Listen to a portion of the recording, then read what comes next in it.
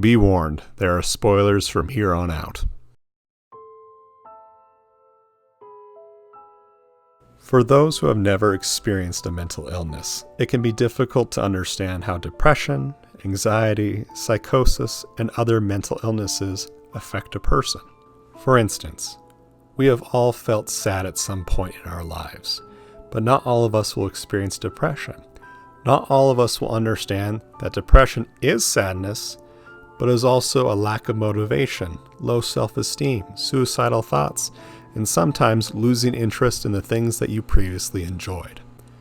I'm Solomon Rambling, and for this video series, I'm going to be looking at video games that feature mental health either as the main focus or an important part of the overall story. This series, much like the video games I will be playing, is intended to help people understand mental illness better. This goes for the people who have a mental health disorder and those who don't. And hopefully, we can all learn something from it. Our first video game for this series is going to focus on Fractured Minds, a game by Emily Mitchell, which is intended to show us a perspective of anxiety and depression and how it affects people's everyday lives. As you just saw, we are on Chapter 1, The Mundane. I won't pretend to understand exactly what Emily was trying to convey with these chapters, but I'll make an educated guess based on my experiences and what I know of mental health. In this room, the main challenge is finding the key that'll open the door to your room. There are several keys, many of them are wrong, and each time you get a wrong key, you're told you're wrong by this narrator that follows you throughout the story. Eventually, the walls will also flash with certain comments. The main one that is the most important is, "I hate you." I see this chapter as trying to convey two major points. One, knowing that the chapter is called The Mundane, it focuses on how difficult it can be to do everyday tasks when you have depression or anxiety, such as simply opening the door. With many of those that experience depression and anxiety, they will isolate in their room because the outside world is scary and they'd prefer to stay in where it's more comfortable, or they don't have any motivation to leave. The other part that we see here is the reoccurrence of the message, "I hate you." And from what you could probably guess of the story so far, our character is saying, "I hate you" to herself, which shows low self-esteem. With depression and anxiety, you have different flavors of self-esteem issues, but inherently it is, "I am bad at what I do, I suck, I'm a burden to others, and I don't deserve life." All encapsulated in, "I hate myself." So that's kind of setting the stage of the general thought processes that go in a person's head who experiences mental illness, and we'll later see how that affects our character in a social setting.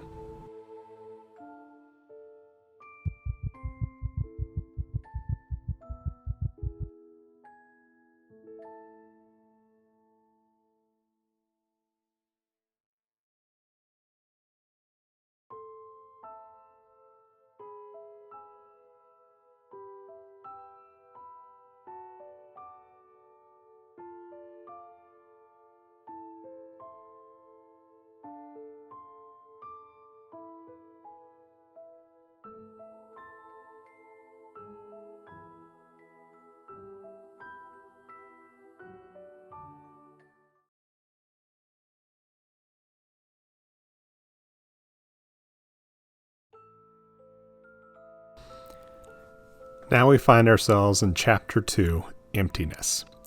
The scene you immediately see here is that of a party, a birthday party, probably for our character. You have balloons everywhere, presents, birthday cake, a piñata, pin the tail on the donkey, everything that you'd want for a kid's party. This chapter creates this cheery, fun scene to contrast with the emptiness a person with anxiety or depression may feel even in this situation. And for the most part, our character is actually having fun, or at least seems to be having fun, because it's bright, it's cheery, up until the point where she pins the tail on the donkey. The lights go out when she blows out the candles on the cake, a painting falls from the wall and reveals a drawing she had supposedly made of her sitting down in the middle of a bunch of adults who have no faces. The emptiness captured here can mean several things. For depression, it can be the sense that they don't feel emotion even when it's a happy occasion. They want to enjoy their time, they want to be active, but they feel a total absence of emotions, an apathy.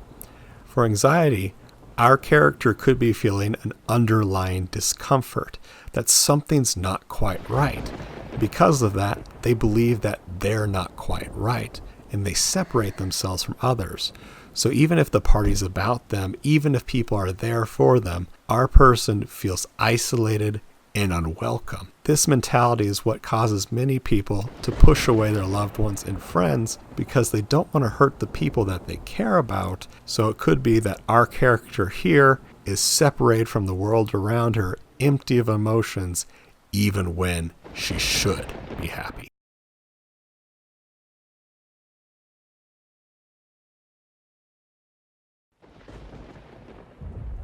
I'll use this little hallway as a little bit of an intermission to note something about my commentary.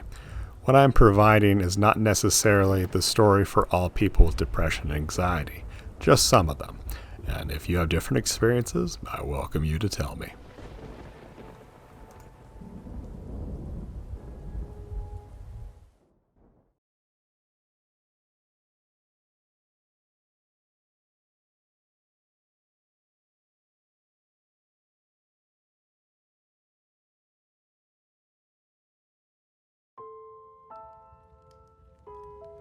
Chapter 3, Comfort Zone, provides us with a setting which, as the name implies, is a comfortable area for our character. This comfort zone is not necessarily a great thing for our character. Sure, it provides relaxation, maybe it provides her a place where she is safe from everybody and from her own thoughts, but it's also an escape from the world around her. And I think that's what this chapter is trying to capture. And this is what we see with people with anxiety or depression is even though their symptoms can be so bad, change is still more frightening. Change offers the possibility of things getting better, but on the other hand, change can make everything so much worse. And stepping out into the world only to get hurt is sometimes worse than living with the symptoms they currently have. However, for someone to create that change, to feel something other than the symptomology they're experiencing at that moment, they need to step outside their comfort zone, which is exactly what our character does. The narrator encourages her to stay in, to be safe, but she defies it and moves forward. We will again revisit this topic towards the end of the story, because overall, Fractured Minds is about accepting that depression and anxiety is a part of you, not an external monster to be avoided or killed.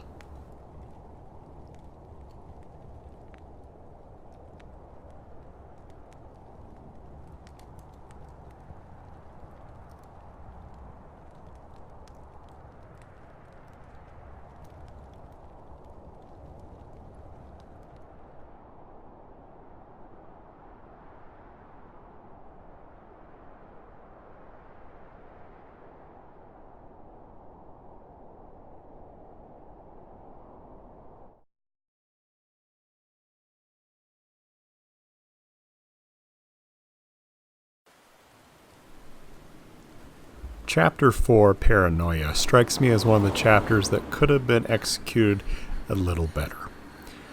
Essentially what you're seeing in this scene is our character shuffling around different strangers in her environment. Each of these strangers are looking at their phone. They're expressionless, they don't pay attention to her, and this can create a sense of isolation for the player, similar to those who have depression and anxiety may feel around others. We covered that in Chapter 2. Where it gets to paranoia is a bit fuzzier to me, because paranoia can be a part of anxiety and depression, especially those individuals who have the thinking error of mind reading. Those who are mind readers think that they can see into other people's thoughts and emotions, and usually our people with anxiety and depression believe others are thinking negatively of them. So that's what I imagine the paranoia from this comes from, but I don't feel it's conveyed well in this scene. Apart from the puzzle elements, you don't get much more from this. There's even one point where I experimented with getting myself hit by the car, which brings up the suicidal element of mental illness. However, I can understand why Emily didn't necessarily want to go in that direction, but I did feel it was kind of a missed opportunity. Once you have solved the puzzle in this stage, you then go to a room that is pretty dingy, and it features two shadow people, one of the little girl and one of an older gentleman. This scene can be interpreted in two ways in my mind.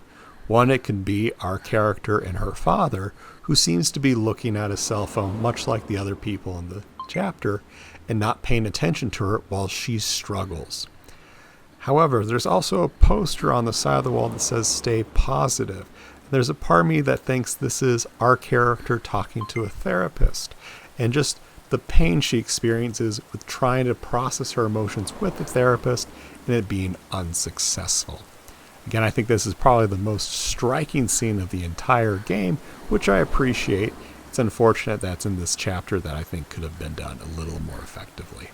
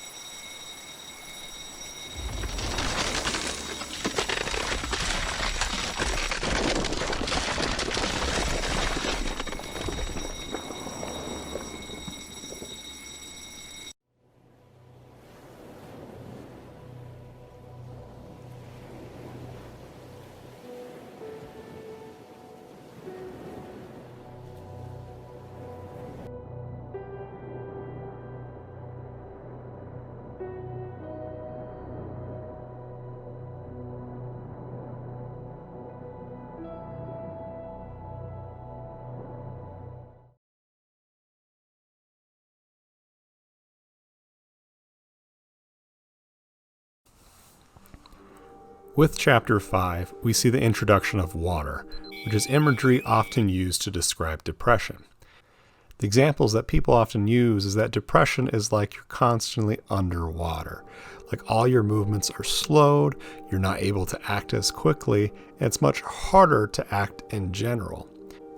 We see how the water can also be a representation of anxiety and depression, with a note on the wall that says, "Can't breathe." And this is something that I think many of us can relate to, even without mental illness, is the fact that when you have a lot of stress and anxiety, it feels like you're drowning, that you can't breathe, that you're being suffocated by all the weight around you. And that's a feeling that those with anxiety and sometimes depression can carry with them many days. So while the water motif is understandable to me, the rest of the gameplay featured in this story is not quite as clear as it relates to mental illness. At the end of this chapter, we'll see that our doppelganger figure, this enemy, will pull the plug in the room and we sink into the middle. That can kind of show our character's descent into her depression and anxiety. However, for the red lights that are all over the room, I don't quite understand what they mean apart from just being a gameplay element. It could possibly mean that our character doesn't feel welcome in certain areas of the room, but if that was the case, I wouldn't necessarily see it as a stealth action segment. I would almost want to see it as that she has to navigate a maze to common areas in the house. There's one other possibility in the sense that all this security shows the restrictions our character puts on herself, that she limits what she's able to do because she's punishing herself in some way.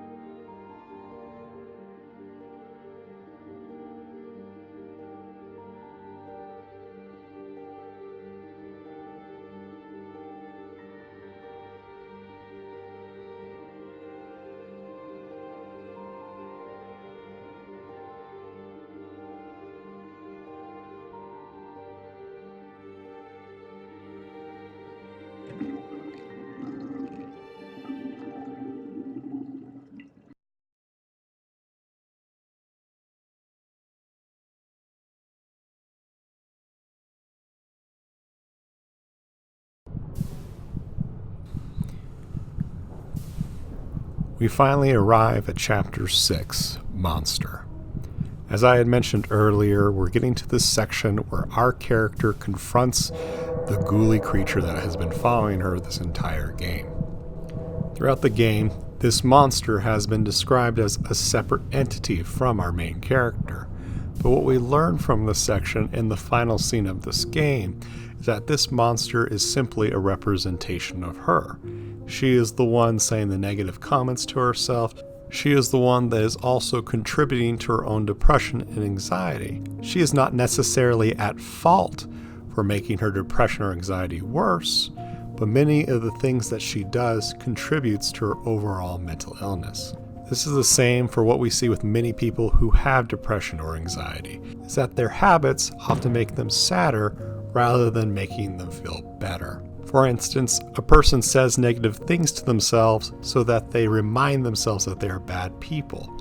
They think they're doing this to keep a check on themselves so they don't hurt others, but in reality, they create this negative persona of themselves to justify if they ever mess up.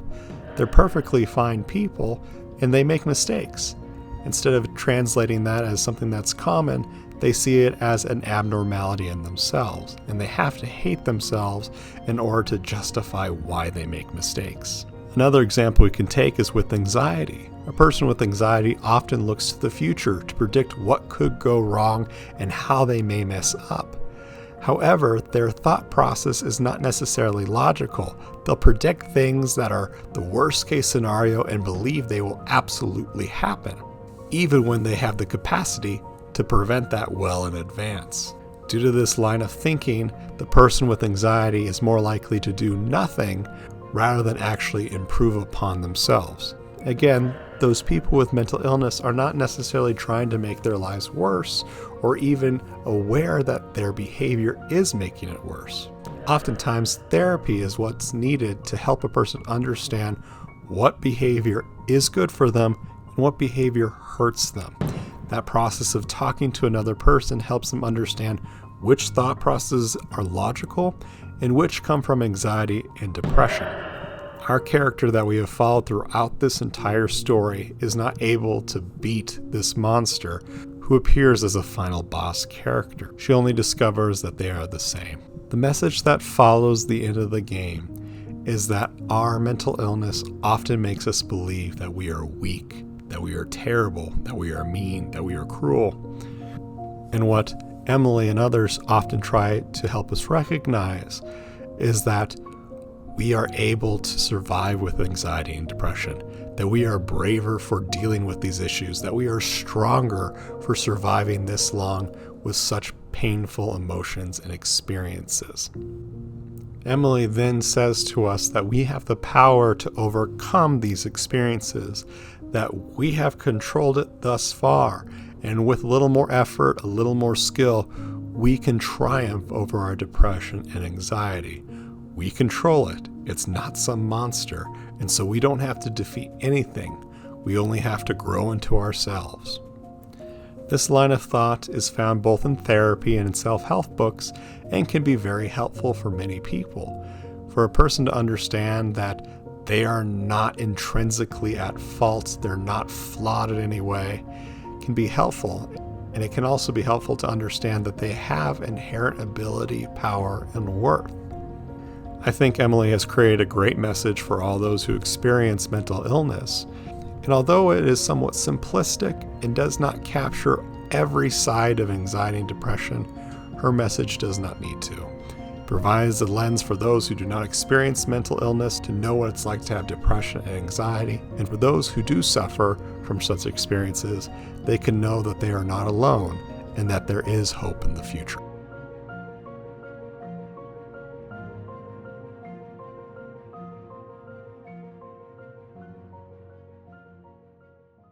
I appreciate Emily for her work in creating this game and for delivering this message, and I hope it helped you as well.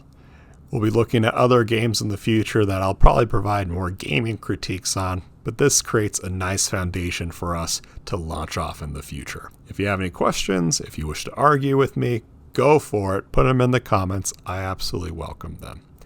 Until then, well, bye.